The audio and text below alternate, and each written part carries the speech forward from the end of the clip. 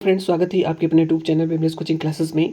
दोस्तों, आज की क्लास में हम आपको सामाजिक विज्ञान एवं अध्ययन की 40 प्रश्नों का दोस्तों एक टेस्ट कराने जा रहे हैं।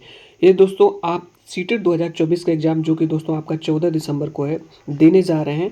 तो इस टेस्ट को दोस्तों ज़रूर दीजिए। ये दोस्तों स्पेशली आप पेपर 2 का एग्जाम देने जा रहे हैं, तो इस टेस्ट को दोस्तों ज़रूर दीजिए और देखिए कि इन 40 प्रश्नों में कितने प्रश्न आपके सही हो रहे हैं। देखिए दोस्तों, ये जो 40 प्रश्न है बहुत ही ज़्यादा आपके लिए इम्पोर्टेंट है। जैसा कि दोस्तों आप लोगों को पता ही है कि जो सीटेट में जो एसएसटी के 60 प्रश्न पूछे जाते हैं, उन 60 प्रश्नों में दोस्तों आपके 30 प्रश्न दोस्तों आपके जो है सब्जेक्ट से पूछे जाते हैं। जैसे हिस्ट्री हो गया, मतलब इतिहास, संविधान, अर्थशास्त्र, साइंस, सबको मिला करके दोस्तों 30 प्रश्न पूछे जाते हैं। बाकी 30 प्रश्न दोस्तों आपके पेडागॉजी से पूछे जाते हैं, शिक्षण से पूछे जाते हैं। ठीक है, तो आज की क्लास में दोस्तों आपको 40 प्रश्न कराएंगे और देखेंगे दोस्तों कि इन 40 प्रश्नों में आपके कितने प्रश्न सही हो रहे हैं।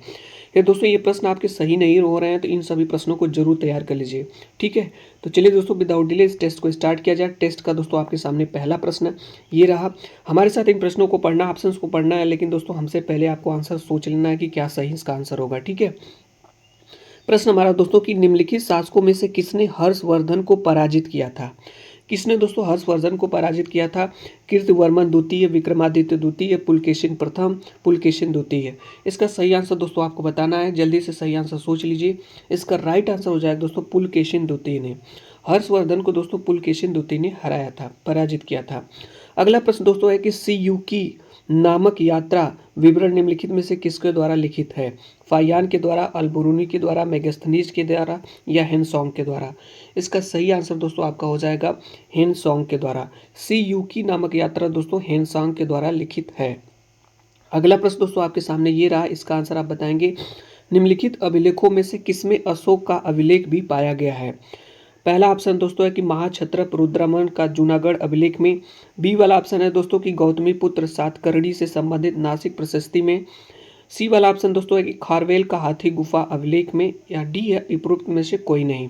सही आंसर दोस्तों इसका बताना है। राइट आंसर इसका हो जाएगा ऑप्शन नंबर ए दोस्तों, महाक्षत्रप रुद्रा दामन का जूनागढ़ अभिलेख में दोस्तों अशोक का अभिलेख भी पाया गया है। अगला प्रश्न दोस्तों है कि बुद्ध ने अपने जीवन की अंतिम वर्षा ऋतु कहाँ पे बिताई थी? श्रावस्ती में, वैशाली में, कुशीनगर में, सारनाथ में। इसका सही आंसर दोस्तों आपका हो जाएगा कुशीनगर में। वर्षा ऋतु दोस्तों, अंतिम वर्षा ऋतु जो है बुद्ध जी ने कुशीनगर में बिताई थी। अगला प्रश्न दोस्तों आपके सामने टेस्ट का ये रहा दोस्तों। विदाउट डिले इन प्रश्नों को देखते चलिए दोस्तों। अशोक राम विहार निम्नलिखित में से किस स्थान पर स्थित था? वैशाली, पाटलिपुत्र, कौशाम्बी या श्रावस्ती। इसका सही आंसर दोस्तों आपका हो जाएगा पाटलिपुत्र। अशोक राम विहार दोस्तों पाटलिपुत्र स्थान पर स्थित था। अगला प्रश्न दोस्तों है पूछा गया कि निम्नलिखित में से किसने गुलरुखी उपनाम से अपनी कविताओं की रचना की? फिरोज शाह तुगलक ने, बहलोल लोदी ने, सिकंदर लोदी ने या इब्राहिम लोदी ने। इसका सही आंसर दोस्तों आपको बताना है।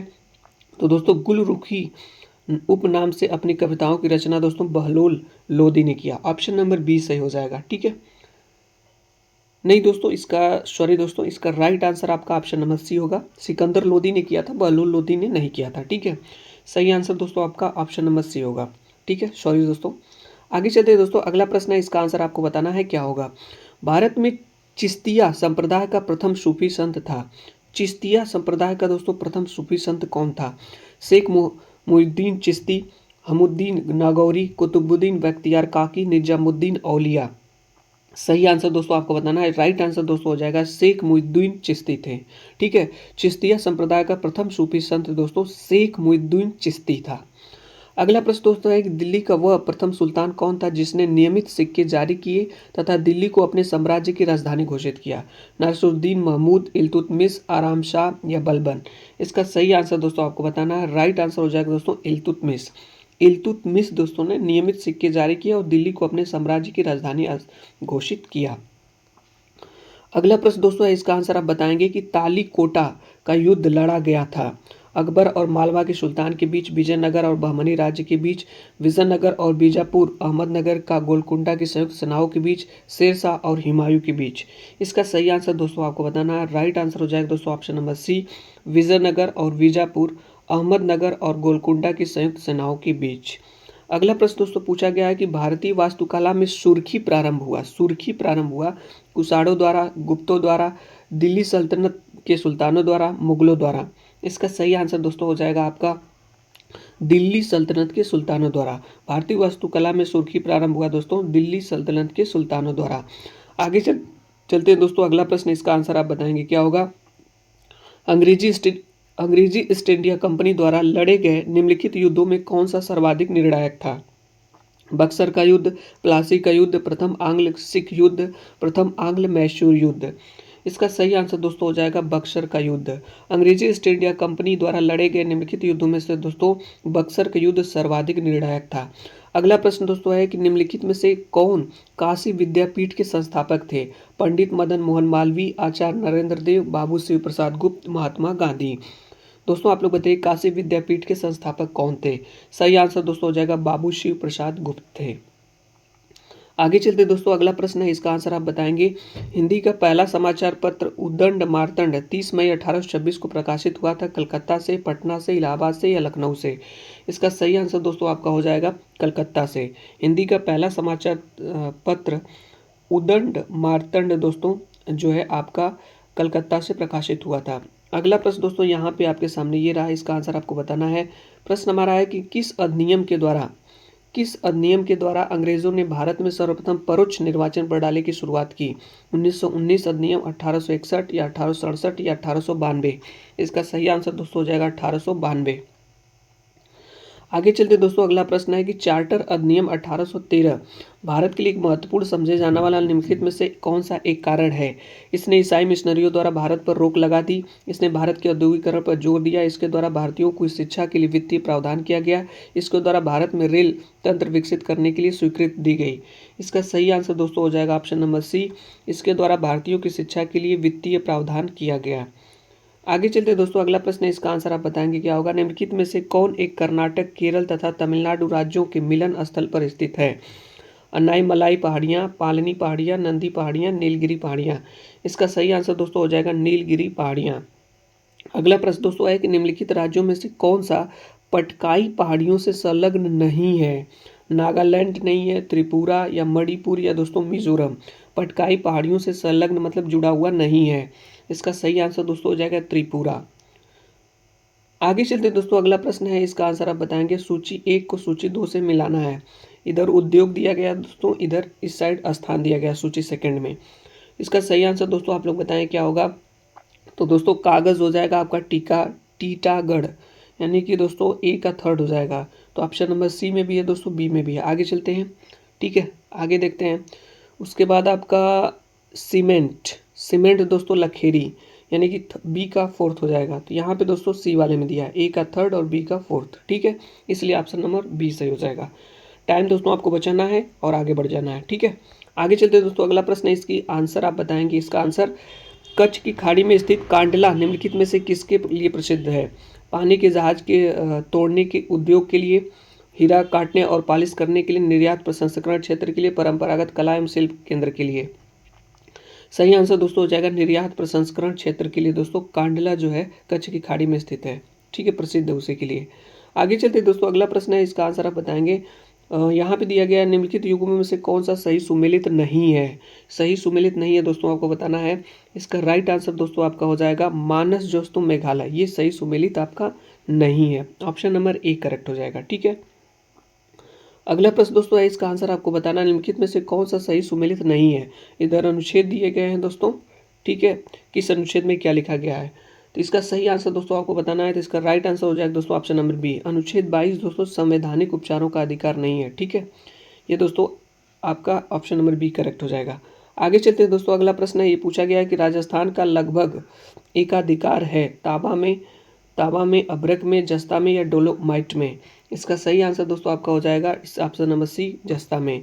अगला प्रश्न दोस्तों है, हिंडाल्को स्थापित है मोदीनगर में, रॉबर्ट्सगंज में या रेनीकूट में या गोंडा में। इसका सही आंसर दोस्तों हो जाएगा रेनीकूट में। आगे चलते दोस्तों, अगला प्रश्न है, इसका आंसर बताएंगे। निम्नलिखित राज्यों के निर्माण का सही अवरोही क्रम में बताना है दोस्तों, डिक्रीजिंग ऑर्डर बताना है, ठीक है। इसका सही आंसर दोस्तों आ जाएगा राजस्थान, महाराष्ट्र, इसके बाद हरियाणा। ऑप्शन नंबर सी सही हो जाएगा। कि अगला प्रश्न दोस्तों है कि किशन गंगा एक सहायक नदी है, किसकी है, रावी की है, चेनाब की है, झेलम की या ब्यास की है। सही आंसर दोस्तों हो जाएगा झेलम। झेलम की दोस्तों किशनगंगा एक सहायक नदी है। अगला प्रश्न दोस्तों है कि जारवा जनजाति के लोग कहाँ के निवासी हैं? आंध्र प्रदेश, छत्तीसगढ़, उड़ीसा या अंडमान निकोबार? इसका सही आंसर दोस्तों आपको बताना है। राइट आंसर दोस्तों हो जाएगा ऑप्शन नंबर डी, अंडमान एवं निकोबार। आगे चलते दोस्तों अगला प्रश्न है कि पंजाब के पूर्व महाराजा दलीप सिंह के विषय में निम्नलिखित में से कौन सा एक कथन सत्य है? सही आंसर दोस्तों आपको बताना है। पहला ही ऑप्शन सही हो जाएगा दोस्तों कि 23 अक्टूबर 1893 को उनका निधन पेरिस में हुआ था। यही कथन दोस्तों सत्य है। ठीक है, आगे चलते दोस्तों अगला प्रश्न है पूछा गया निम्नलिखित में से किसने सुझाया था कि पृथ्वी का धुरी पर अवस्था बदलना जलवायु परिवर्तन के लिए एक कारक है? Robert Hooke, Milton Milankovitch, George Simpson या टीसी चैम्बरलिन? दोस्तों सही आंसर इसका हो जाएगा आपका option number B, Milton Milankovitch. अगला प्रश्न दोस्तों है इसका आंसर आप बताएंगे कि नीचे दिए गए कूट से अधोलिखित महाद्वीपों के क्षेत्रफलों के अनुसार सही अवरोही क्रम में लिखिए। दोस्तों अवरोही क्रम में सेट करना मतलब डिक्रीजिंग मतलब घटते हुए क्रम में। इसका सही आंसर दोस्तों हो जाएगा सबसे पहले दोस्तों आपका अफ्रीका, उसके बाद दक्षिण अमेरिका, उसके बाद दोस्तों आपका यूरोप और लास्ट में आपका ऑस्ट्रेलिया। यानी दोस्तों ये आपका पहले नंबर पे होगा। यानी ऑप्शन नंबर डी में दिया है दोस्तों थर्ड, फोर्थ और फर्स्ट, सेकंड। ठीक है, घटते हुए क्रम में सबसे पहले अफ्रीका, उसके बाद दक्षिण अमेरिका, यूरोप, लास्ट में दोस्तों ऑस्ट्रेलिया हो जाएगा। अगला प्रश्न दोस्तों निम्नलिखित में से कौन सा सही सुमेलित नहीं है पूछा है? कौन सा सही सुमेलित नहीं है दोस्तों? तो इसका सही आंसर हो जाएगा ऑप्शन नंबर सी दोस्तों, डूरंड रेखा बांग्लादेश और भारत के बीच नहीं है, ये सही सुमेलित नहीं है। अगला प्रश्न दोस्तों है कि कौन सा भारतीय संविधान की विशेषता नहीं है? कौन सी विशेषता नहीं है दोस्तों? संसदात्मक सरकार, अध्यक्षात्मक सरकार, स्वतंत्र न्यायपालिका, संघात्मक सरकार? सही आंसर दोस्तों इसका बताना। राइट आंसर हो जाएगा दोस्तों अध्यक्षात्मक सरकार, ऑप्शन नंबर बी करेक्ट हो जाएगा। नेक्स्ट दोस्तों अगला प्रश्न है निम्नलिखित में से कौन सा राज्य अनुच्छेद 170 के उस प्रावधान का अपवाद है जिसमें कहा गया है कि एक राज्य की विधानसभा के गठन में 60 से कम सदस्य नहीं होंगे? सिक्किम है, जम्मू कश्मीर है, हरियाणा है, उत्तराखंड है? इसका सही आंसर दोस्तों हो जाएगा सिक्किम है। अगला प्रश्न दोस्तों है कि अनुच्छेद 108 के अंतर्गत लोकसभा और राज्यसभा की संयुक्त बैठक आहूत की जाती है? राज्यसभा के सभापति द्वारा, लोकसभा के अध्यक्ष द्वारा, प्रधानमंत्री द्वारा, राष्ट्रपति द्वारा? इसका सही आंसर दोस्तों हो जाएगा राष्ट्रपति द्वारा। आगे चलते दोस्तों अगला प्रश्न है निम्नलिखित में से कौन लोकसभा के सत्र का अवसान करने के लिए प्राधिकृत है? लोकसभा का अध्यक्ष, महान्यायवादी, संसदीय कार्यमंत्री, राष्ट्रपति? इसका सही आंसर दोस्तों हो जाएगा राष्ट्रपति। अगला प्रश्न दोस्तों आपका है भारत के संविधान के अंतर्गत धन विधेयक को प्रस्तुत किया जाता है? राज्यसभा में, लोक सेवा समिति में, लोक लेखा समिति में, लोकसभा में, लोकसभा तथा राज्यसभा में एक साथ? इसका सही आंसर दोस्तों हो जाएगा लोकसभा में। आगे चलते दोस्तों अगला प्रश्न है इसका आंसर आप बताएंगे क्या होगा? प्रश्न हमारा है कि लोकसभा में आंग्ल भारतीय समुदाय के लिए प्रतिनिधित्व का प्रावधान भारत के संविधान में किया गया है? अनुच्छेद 221 द्वारा, अनुच्छेद 222 द्वारा, अनुच्छेद 331 द्वारा, अनुच्छेद 223 द्वारा? सही आंसर दोस्तों इसका हो जाएगा अनुच्छेद 331 द्वारा। अगला प्रश्न दोस्तों है कि भारतीय संविधान में किए गए संवैधानिक संशोधन के अनुसार संपत्ति के अधिकार को समाप्त कर दिया गया है? दोस्तों किस संशोधन अधिनियम के तहत दोस्तों संपत्ति के अधिकार को समाप्त किया गया है? राइट आंसर दोस्तों हो जाएगा ऑप्शन नंबर सी, 44वां संविधान संशोधन 1978 के तहत। अगला प्रश्न दोस्तों है कि लोक लेखा समिति की रिपोर्ट प्रस्तुत की जाती है? लोकसभा में, राष्ट्रपति कार्यालय में, वित्त मंत्रालय में, प्रधानमंत्री कार्यालय में? इसका सही आंसर दोस्तों हो जाएगा आपका लोकसभा में। आगे चलते दोस्तों अगला प्रश्न है कि निम्नलिखित में से कौन काले धन पर भारत सरकार द्वारा गठित विशेष जांच दल के प्रमुख हैं? काले धन पर भारत सरकार द्वारा गठित विशेष जांच दल के प्रमुख हैं? न्यायमूर्ति एच.एल. दत्तू, न्यायमूर्ति एम.बी. शाह, न्यायमूर्ति अल्तमश कबीर, न्यायमूर्ति राजमणि चौहान? तो दोस्तों इसका आंसर आपको बताना है। इसका राइट आंसर दोस्तों आपका हो जाएगा न्यायमूर्ति एम.बी. शाह। अगला प्रश्न दोस्तों है कि भारतीय संविधान का अभिभावकत्व निहित है?